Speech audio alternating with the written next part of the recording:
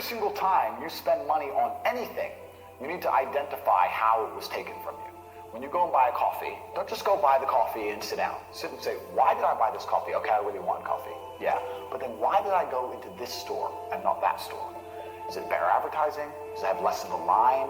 Do they have seating? How did they convince me to come in here? How much did this coffee cost? £6. What's the profit margin on that? Probably £5.50, £5.80 probably by the time. The cup probably costs more than the coffee. The coffee is just water. How did they convince me to spend £6 in this place? When you sit there and analyze and you all start to learn little lessons about business, you'll learn about the importance of the signage. You'll learn about the importance of there being no queue. Yeah. So that if you ever run a business, I'm telling you, I say with my business, my people all the time faster. All the time, quicker. Yeah. Like, I have a couple businesses that are physical. I'm like, I don't want to see a line. I don't want it to see empty because it looks bad. So when there's lines, you work fast. When we're down to 1 or 2 people, you take the time, you talk to the customer. You keep it so there's like always one person at the thing. Like, manage the line. Like, people don't think about this stuff. The problem is with any people out here, everyone has a dream, but not many people have a plan. A dream and a plan are different things. When you say to guys, do you want to be rich? Yeah, I want to be rich. How will you get rich? One day, you can have a dream with no plan. When's the last time something fantastic has ever happened on accident? When's the last time you've seen a big jacked dude and you say, hey man, how'd you get so jacked? And he goes, don't know, oops. Don't know, it just happened. No, he planned it. He went to the gym, he ate a certain way, he planned his meals, he had to make it happen. It's exactly the same with getting rich. You need a plan to get rich, right? Everyone out there has a dream, but very few people have a plan. If you're surrounded by people who have a plan to get rich, and you provide value to them in some way, because they're not going to drag you up if you ain't doing nothing, because that's what friendship is. Friendship is value exchange. Yeah. If you provide value to them, sooner or later you're going to begin to make money.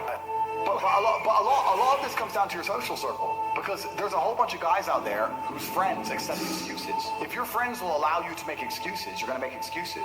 If your family let you make excuses, you're going to make excuses. You're going to complain and feel better. You got to be around killers who don't accept that. If let's say me and 3 friends, there's 4 of us, and we all decide to do 10,000 push-ups a day, and all of us do them except one, there's no words inside the human language, there's no sentence you can possibly construct, no matter how compendious or concise or how intelligent the man is, that will allow us to forgive him for failing. You failed.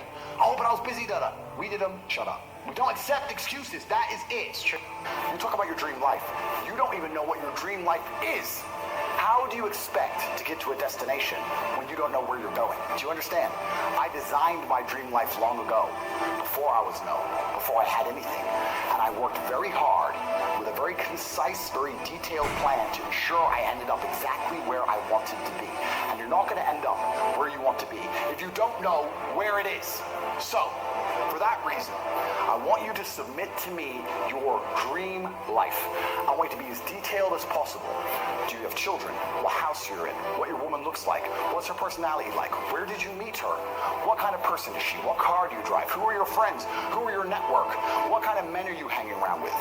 How are you making money? Are you known? Are you not known? What is your ideal job? How much money do you want to make a month? How much money do you have saved? You have to understand exactly what your dream life is. Just even being around people with money, it's just a good place to be. I'll give you an example. I was in Romania, and I have the largest car collection in Romania. I have 28 supercars, everything you can name. And I went to a town called Cluj-Napoca. It's on the border of Hungary. And I drove there in my Chiron, and I parked up, and a kid came up, and he said, hey, can I take some photos of your car? I have a car spotting page. I was like, yeah, whatever, cool. And he goes, yeah, okay, I'll just be a few minutes of this. So he took a bunch of photos, and he come up to me and goes, hey, do you want the photos? And I was like, not really, I already have photos.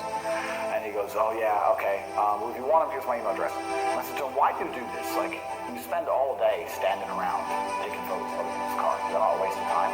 I thought it was a waste of time, but I was wrong. He goes, oh, well, I skipped school and I skipped college because I knew if I take pictures of expensive cars and email them to people, I'll have email addresses of the richest people in Romania. Yeah, smart. I was like, you're clever. I ended up hiring him. He works for me now. Yeah. I was like, I like you. He got himself a full-time job that day. I think that it's massively overdiagnosed. I say depression isn't real because I speak in absolutes. I think the idea of feeling depressed is real. I don't I don't feel like it's a clinical disease that you catch from the sky and it can't be fixed. I feel like depression is feedback, pain is feedback, and your mind and body is telling you something must change. And if you make those changes, you will feel happier. I don't buy into the idea that it is a disease. I think it's situational, and you must change your situation and your actions and your decisions to feel better. And that's why I say it's not real.